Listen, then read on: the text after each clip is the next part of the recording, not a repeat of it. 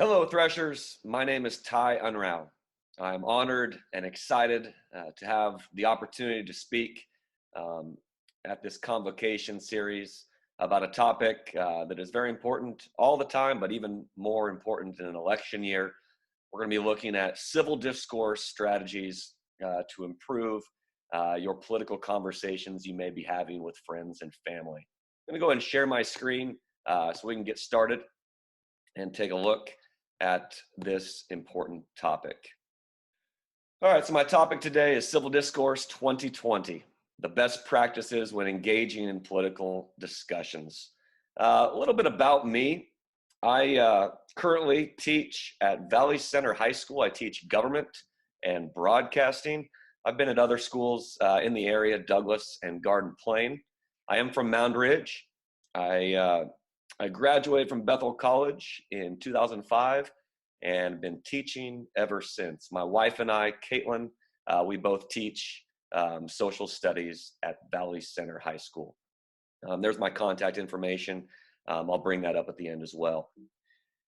As we kind of get into things today, I want to look a little bit at the current problem that we have with our partisanship, which leads to our problems in civil discourse.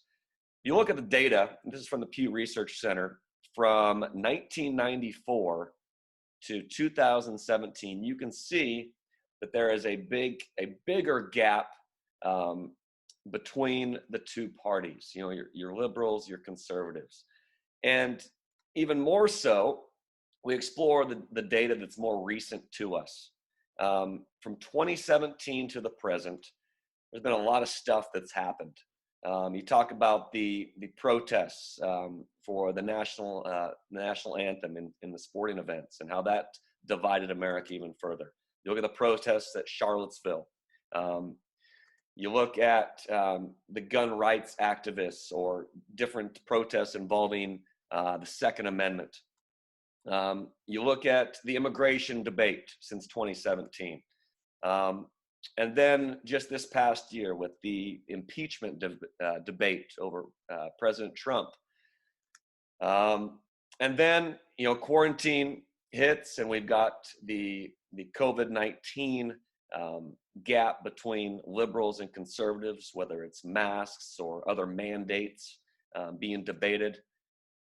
And then on top of that, the social justice protests and the Black Lives Matter movement versus the law and order push from President Trump. And you put that all into the background here, and then you add in that we are in an election year. So it was already contentious before we even get to our 2020 election. So what contributes to this problem of civil discourse and people not being able to have productive conversations? Well, it starts with, just three factors that I want to look at here. Number one, people share articles. They share memes. They share them on their social medias. They talk about them, in many cases not even reading the articles.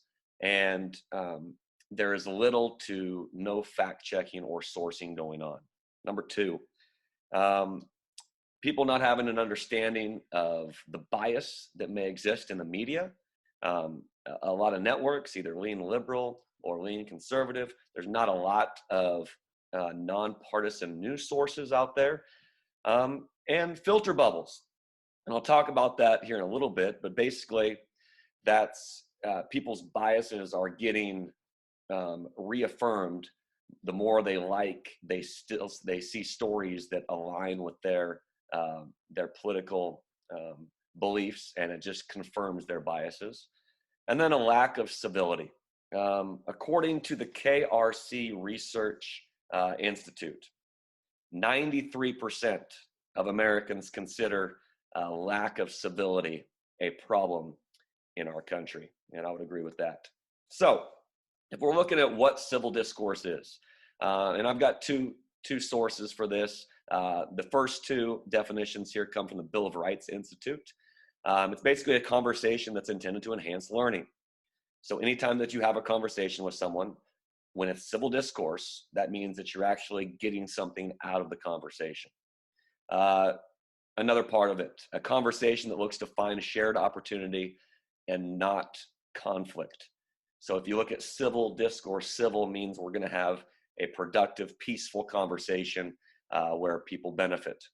And then another definition, this is from the Charles Koch Institute, a robust, honest, and frank and constructive dialogue and deliberation that seeks to advance the public interest. So we're getting better from a conversation.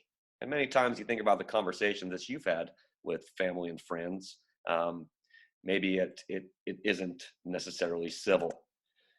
So before we even get to the conversation, I want to look at some strategies that I've come along with in my 15 years of teaching and some of the conversations that I've researched that have been productive, especially with our students. And this first bullet comes from Joel Breakstone, which he's in charge of the Stanford History Educational Group. I heard him speak at a conference at Emporia a couple years ago, and he talked about the difference between a fact checker and a smart person. And he encouraged everybody, before you share things, before you go out and cite sources, to be a fact checker versus a smart person. Meaning, a fact checker will open up multiple tabs when they're researching things. They'll leave the website to understand the site that they're on. You think about a smart person, they just trust their own intelligence. Well, I have a gut feeling about this. And in order to be a good fact checker, you've got to distrust your intelligence. And I think it's important that we have a good understanding of the stuff we are talking about before we share that. This next one comes from Kristen Turner and Troy Hicks, and they published a book called Arguments in the Real World, and they encourage everyone to be mindful. And I have that listed over here on the side: monitor, identify, note, determine, focus, understand, and leverage your response. And they talk mainly about being or understanding these filter bubbles. Your Facebook, your Twitter, your Instagram, they're filled with stories that confirm your biases. And every time you like something, you're going to start seeing more and more of the information that goes along with your argument. You're not seeing the other side, and it's important to understand that before we start sharing things. And then this idea of moral reframing. And this goes to a TED Talk by Rob Willer, and we're going to look at a segment of this, talking about how to have better political conversations. And he talks about the differences between liberals and conservatives with their values. And this is stuff that you guys already probably know. But if liberals tend to believe in equality and fairness, care and protection, whereas conservatives, their values are more loyalty, patriotism, respect for authority, and purity and sanctity. And the big point that Rob is trying to make in this clip that I'm going to show you here in a second is that if you are a liberal and you are trying to talk politics with a diehard conservative, you can't frame things like a liberal would understand. You need to utilize the values that conservatives have. And let's take a look at this clip. It turns out that when we go to persuade somebody on a political issue, we talk like we're speaking into a mirror. We don't persuade so much as we rehearse our own reasons for why we believe some sort of political position. But speaking as a liberal, I believe that we're going to need a whole new set of arguments if we're going to move the next wave of people on critical issues like climate change, immigration, and inequality. And to come up with those arguments, we're going to have to take the time to really listen to our conservative counterparts, to understand what they value, and then creatively think about why they should come to agree with us in a way that doesn't involve them having to sacrifice the things that they hold most dear. We kept saying when we were designing these reframed moral arguments, empathy and respect, empathy and respect. If you can tap into that, you can connect. and you might be able to persuade somebody in this country. So that kind of gets me to our best practices that we're going to look at to have better political conversations. And he finished there talking about empathy and respect, and that's the work. We've talked about the work that you've got to do before the conversation for it to be productive. So I've got 10 things here. All of these are important, but I'm going to kind of focus on these things that'll help you have a better political conversation. At least try some of these when you're talking with your friends and family. So the first one, a foundation and purpose. You know, you think about debates, you think about people that are going at each other with a conversation, usually online. They're trying to win arguments. If you are going to have a fruitful civil discourse, you have got to take winning off the table. And this we can't have the winners and losers in a good civil discourse conversation. People are learning from the content that's being talked about, and we're not focused on having a winner. You know, don't be that person that goes and tries to educate everybody about an issue. Extend that invitation. Try to expand your view on things so you can learn more about stuff. Next one, constructive conversation. And my best advice for you guys listening today is to not engage with people online. Number one, there's not much of a relationship that exists there. You don't have much of an interest in the people that are talking. You just care about the topic. And these online interactions, there's usually not much enhanced learning that comes from it. Usually there's name calling. Don't force your opinion on others. Ask those questions. And if you are going to share things online, make sure it's from a reputable site. Make sure it's not a site that is funded by conservatives or funded by liberals. Try to find nonpartisan information. If you do share stuff online, I would encourage you to avoid those online interactions. Next, there is a chance that you may be wrong about things, and that's okay. It's important to be humble. You may not know everything about the topic, and this is what I talk to my students a lot about. They have these opinions. They come in with these opinions on different topics, and they think that they know everything. And in a civil discourse conversation, there is a chance that you might be wrong, and that's okay. Very important, this is with any conversation, is to be an active listener. And when you are listening to somebody, and this is just a good conversation tip, don't try to listen to respond, listen to understand. Your body language, the way that you look at people when they talk. Don't interrupt, let them finish. I know sometimes you get excited about a topic. I know I get excited a lot when I'm having conversations with my friends and my students, but it's important to wait until everyone finishes to then respond to that. Next one, show interest, ask questions. This is good. Just advice on having any conversation with people. This is a life skill. This is a soft skill that people need to understand. Move the conversation forward, and this allows you to get clarification, to process, to eliminate any misunderstandings, and it shows that you care about their topic, and this can enhance learning. Another one, respect, and this is a problem with our online conversations a lot of the time. There's name calling. There's personal attacks. It's important to set these ground rules. I set these with my students. We agree to these before we talk about these topics. Remember the purpose of our conversation. It's to advance the public interest and enhance learning. It's not to embarrass people with facts that are cherry picked from different sites that are biased. We're not trying to call people out with name calling, with talking loud or talking over people. We want to show respect. Common ground. You see Nancy Pelosi and Mitch McConnell, heck, if they can agree on something, even you can agree with somebody that has totally different opinions than you. Work on that moral reframing that we looked at. Try to phrase things using values that the other person holds dear. Celebrate some common opinions.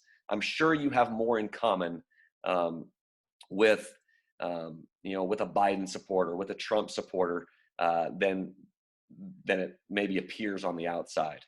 You can use phrases like "I agree," or "That's interesting," or "I can understand that perspective." Adding a little bit of empathy and respect will go a long way when you're trying to find that common ground. Next one, be open. Okay, show empathy. It's okay to understand and not necessarily endorse someone's opinion. Okay, and most definitely, it is okay for people to change their minds on a topic or on an issue. There's new information that comes out. Some of our leaders of our country have switched political parties. We have here Elizabeth Warren switched parties in the mid-1990s. Ronald Reagan switched parties. Condoleezza Rice. All these people have changed their parties, and it's okay for you to change your opinion on a topic. And people shouldn't be ridiculed for that.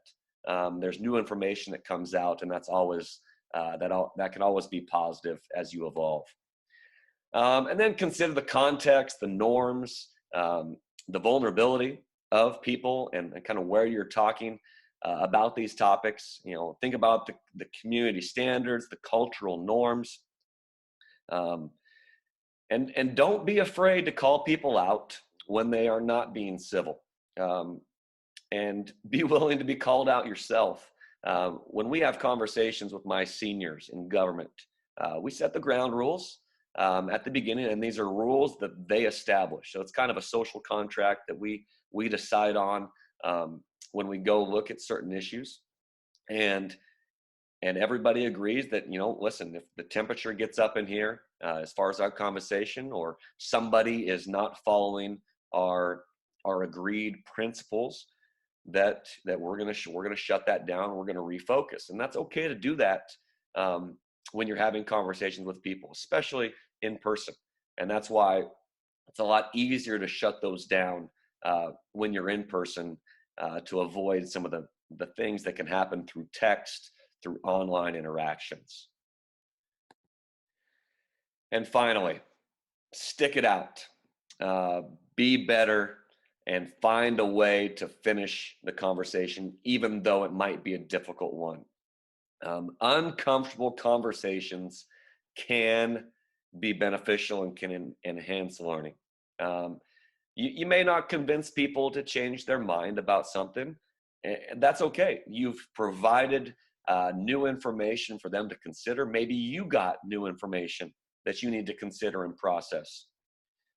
A winning conversation is one in which people will consider the information that's been given to them and then reflect on that topic. And by all means, I encourage you to have friends outside your political beliefs. It'll help you understand the other side. It'll help them understand you, and we can all benefit from getting more perspective and more stories added to the topic that'll help us be better in these conversations. I want to leave you here with a clip from The Office.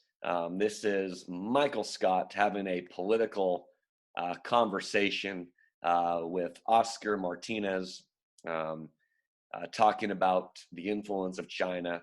And this is my hope for you guys when you are engaging in conversations that may be difficult, but we want to enhance learning along the way.